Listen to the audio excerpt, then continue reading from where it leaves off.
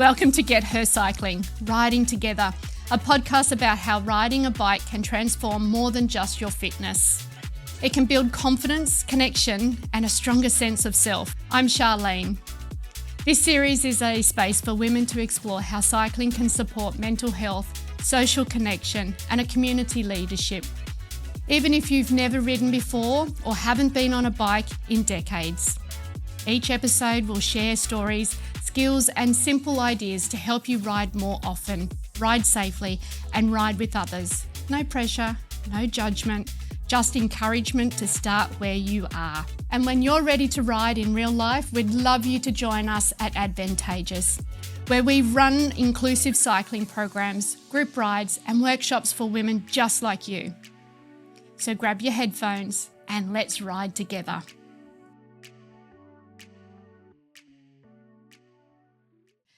Hi again, I'm Charlene, and welcome back to Get Her Cycling, Riding Together. Today, we're diving into something surprisingly personal and symbolic, your seat height. You'd be amazed at how many opinions people have about how high or low your bike seat should be. But here's what I believe.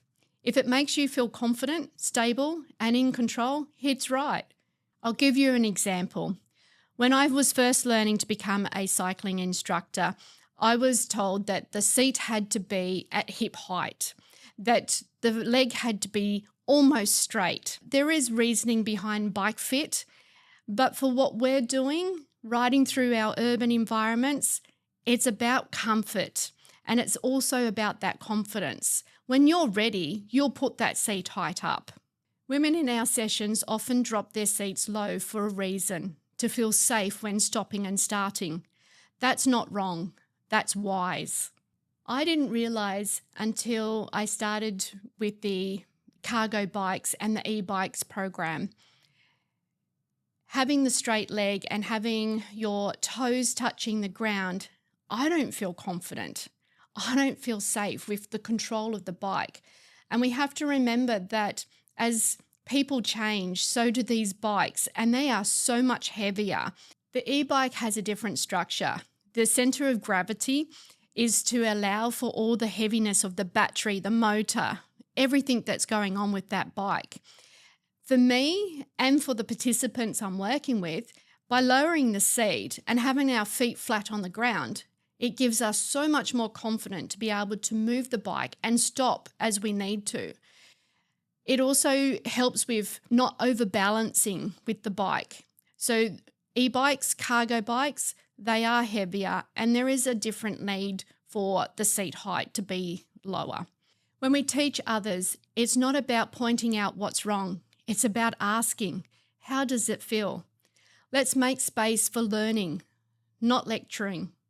I've heard and seen it too many times where there's been good intentions where people have come up and said, your seat needs to go up higher. You'll be able to ride better if you had your seat higher. It's about your confidence and what you feel safe and comfortable with.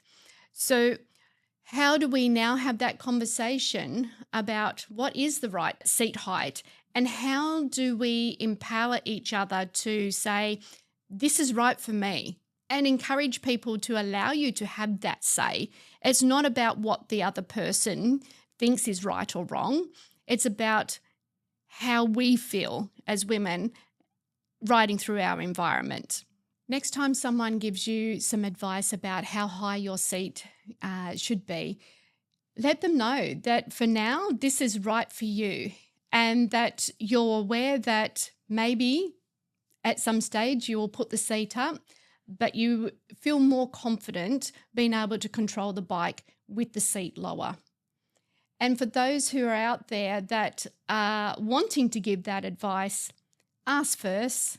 Ask that person if they really, does this feel okay for you? And if they say, make a comment that maybe they could have it up, then put it up just a little bit. Let them get used to the change in the seat position. It can make such a difference with the confidence for someone to continue their bike ride. So just be mindful. And for those who have been questioned, I will repeat it again. It is okay to have the seat low if that is your confidence and comfort.